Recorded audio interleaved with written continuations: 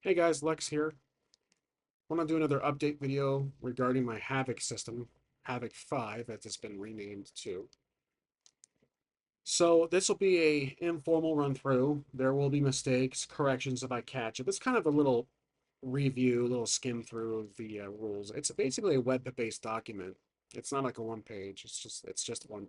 It's a pretty short web document, but it's again a rules light universal system. It has seen many revisions. Currently, I'm on the 5d6 mechanic, where it's based on a dice pool and it's a certain amount of successes. So let's talk about how things work. So there are 5 cores, which are the same: hardy, agility, valor, optics, and craft. Hardy is for physical strength, endurance. Agility is for physical speed, coordination. Valor is for self-confidence, charisma. Optics is awareness, perception, kind of redundant. Intelligence, or I'm sorry, craft is intelligence, reasoning. So here's the character sheet.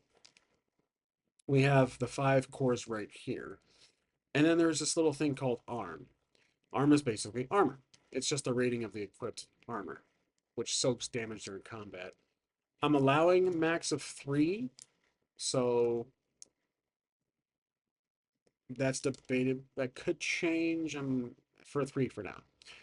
The hit counter is right here. You can take up to 5 hits during your adventures. It tracks the hits taken, so you just basically mark the box or the circle as you take a hit. You can take up to 5. The 5th results in incapacitation. Then you write down your basic details: name, age, gender, if you wish, race, appearance, profession, and well, backstory. Your starting inventory, you can carry up to hardy plus 5. So if you have 3, you can do 6, 7, 8. You can just have these 12 lines total for items. So if you have a hardy of 5, you can do more than that. And then obviously, I didn't note it here, but with that limitation, I'm sorry, plus 5 items. So if you have 5 hardy, you can do 10. And then a few more if you have an item like a bag. So I'm going to write that in here.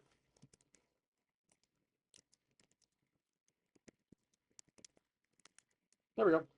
Like I said, I'll find things I can put in or even things I can take out. So you start with a low 1d6 weapon, a light +1 armor, a light source, 3 rations, and 3d6 currency. Bags, like I just said, can help you carry more items. Power is a new mechanic that's used basically for special abilities and for rerolls. It's equal to your craft plus valor. So craft plus valor here. Then, oh yeah, and you write power up here. Then there's abilities. If you have 3+ in craft, you start with 1 ability during the creation process. And that's it. Abilities getting written here. This basically covers magic, spellcasting, superhuman powers, mutant abilities, stuff like that. Okay, so the heart of the game is the 5d6, is the dice pool of the d6s. Basically, you pick a core that's relevant and you roll the amount of d6s equal to its value. So if I have 3 hardy, I roll 3d6, a roll of 5, which would be this, equals 1 success, a roll of 6 equals 2 successes. The amount of successes required is based on the action's rank, i.e. the difficulty. So there's 1 is easy, so if I have a 3, again, hardy, and I'm trying to pry open a door, I roll 3d6, and let's say I got 1, 6, that's 2 successes, so I'm successful. It's an easy task. If it's a normal task, 2, so that's like the default. You need 2 successes. Hard is 3 successes. Very hard is 4. Impossible is 5. Obviously, you can overperform because you can get a 6 on each roll, and that's magnificent. Advantage has plus 1d6, so with your 3 hardy, you can roll an additional d6. And if you just simply have an advantage, that's how it works. Disadvantage suffers a 1d6, meaning you just take away a d6 from the party, so down to 2. But the minimum, so if you only have 1 in that attribute, sorry, core, it's still 1. You can't nullify.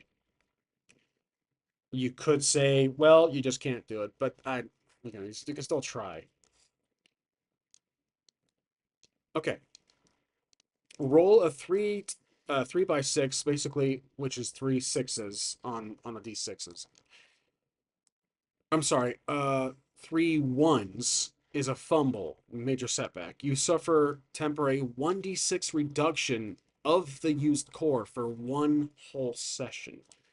I thought this was unique instead of like the entire time of the world or the entire day in world time, but just mainly in the session itself. Roll of 3 sixes is a crit with a major benefit. You gain temporary plus 1d6 in that core for 1 session. So you can feel stronger if you roll 3 sixes. I didn't verify if you do 4, 5, 6s. It's mainly just 3. I could put minimum. So let's do minimum. You roll of minimum. There we go. No more than basically negative or positive 1d6 of either for the entire session. So you can't crit multiple times and you can't fumble multiple times. It's just that one time, but they both can happen. So if you fumble and then you crit later, you get that d6 back. Spending 1 power point can turn any failed 1d6 roll into a success. So if you land on a 3, you can pay that 1 power point, you reduce the power right here, into a success, a 5. You can only spend up to your total power, which is obvious. But in doing that, so think of Savage Roll just like Benny's, but in doing that, it's also a mechanic of the game. You reduce your chances of casting spells or mutant abilities, etc. You're taking away from your own source of a trait. It's not just a poker chips you keep on the side for uh, use whenever you want. It's an actual component of your character. Now there is combat, which has been seeing. I think I prefer this now. So it has a little similarity. It has some similarity to Karen. Basically, turn orders just roll. You roll agility, normal difficulty of 2. You just have to roll your agility, and you have to land on 2 successes. If lost the roll or ambushed, the enemy gets to go first. I just call them threats, and I called combat. I don't recall if I called it conflict. I'm calling it combat now. I kept saying combat to myself when I was making the rules. I'm like, you know what? I'm just gonna stick with combat. And then threats kept slipping. I kept saying enemies, so I just say enemies.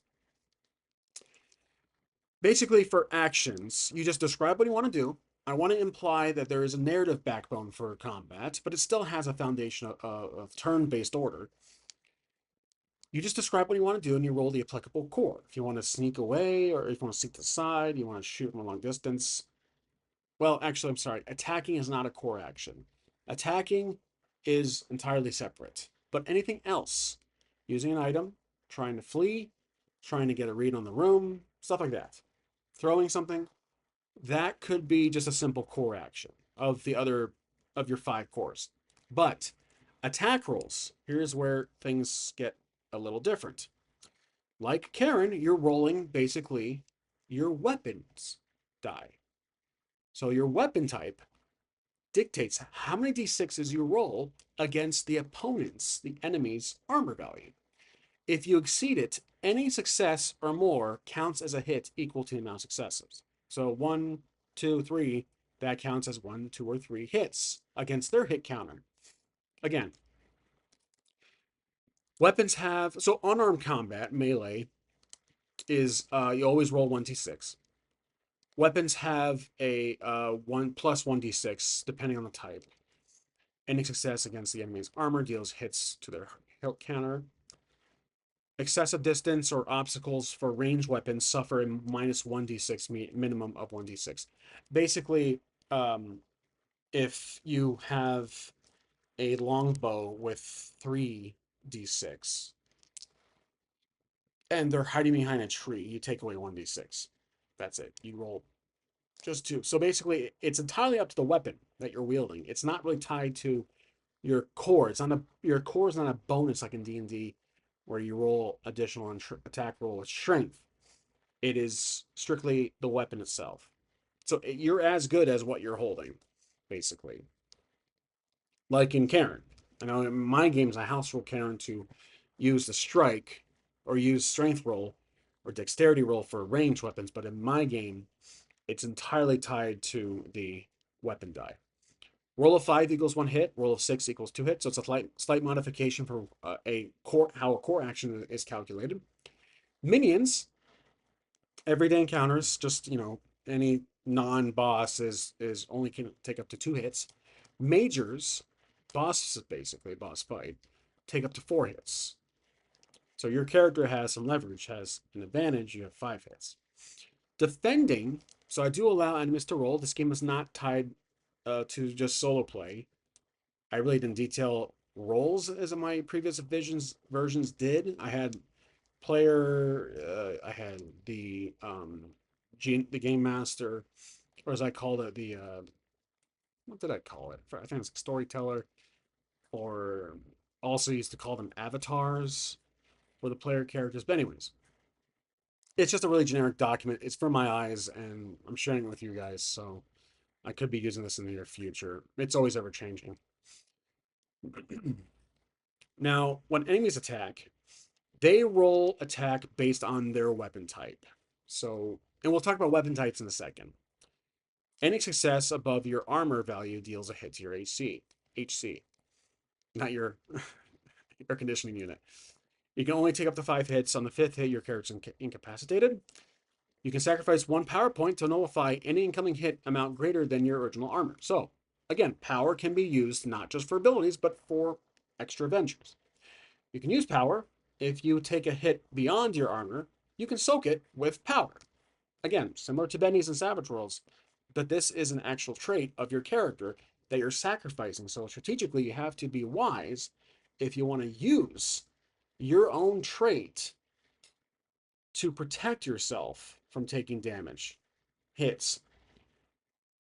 But if you want to soak it, if you want to just take the hit, then that's your call.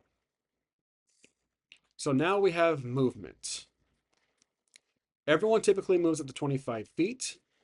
Smaller, faster characters move up to faster at 30 feet. Larger, slower characters move less at 20 feet. 25 is the middle ground. Okay, then there's healing. Since my game is kind of deadly, or I should say on the deadlier side, shortly after combat, if you survive, you automatically heal 1 hit. After a short rest in a safe area, you can heal all hits. If incapacitated, a week's rest is required for a full heal, but you need to be rescued and brought to safety first. Here we go.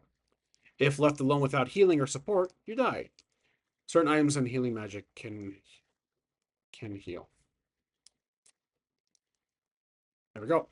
Then there's abilities, which leaves the option open for powers. For abilities, magic, superhuman mutations, etc., you can spend 1 power point to use the ability. When spent, an ability requires a craft roll, normal 2 roll. So again, 2 successes. You can still roll 1d6 and get a 6 in success. 2 successes. No matter the result, the power is spent. So if you fail to roll, you still need to deduct a power point. Abilities that require little effort automatically succeed with no craft roll. So if the magic ability is to change the color of your hat to blue from red, you're good to go. You don't need to roll craft. Your power automatically replenishes after a session. So it's not after a rest or after a short while. overnight. Session wise is because I've determined the session is just makes the most sense. It's easier to follow.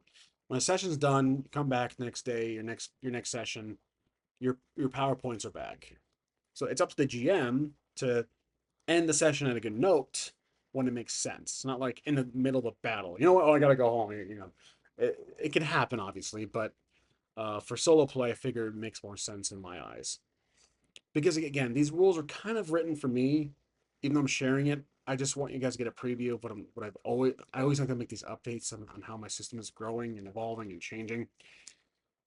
Now there's weapons. Weapons are ranked as type. There's low, mid, high, prime, and legend. Basically 1, 2, 3, 4, 5d6. 5 is the real limit here for this game in most cases. So armor type is based on their modifier. You have light armor, standard armor, and heavy armor. There's enemy generation, which is really simple. There's minions and majors, those two types of enemies. Minions take 2 hits, majors take 4. Assign them weapon and armor type. That's how easy it can be. So if I'm thinking about the enemy has 3 armor, their weapon is 3d6. And they're minor or minion. That's it. That's how you determine the adversary you're up against. If it's a boss, 3 armor, 5d6. There you go. Last but not least is something that's always tricky. At the end of each session, you're awarded experience points, XP, which is in the character sheet up here. It costs 10 experience to upgrade any core plus 1. The max of any core is 5 because you have the 5 circles. So you basically fill in the character creation process how many d6s you'll be using for that core. And then I also need to verify that because I wrote this after adding the power mechanic and inventory. Oh, I also noted here the types of experience you can award, basically a guide.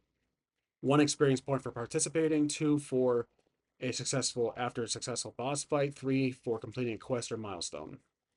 Also, when let's see, upgrading Hardy also improves your inventory limit. Upgrading, I believe, is Craft and Valor. Let's see, for power. Yep, Craft or Valor improves your power limit. There you go. Because those are the only 3 cores that are tied to other traits, I believe. Yep. So if your Hardy gets updated to 5 and you have 5 items in the bag, you can carry more than that. And I think that's really it for my game. It's quite simple. It has some meat to it. I'm trying to include some mechanics that are unique.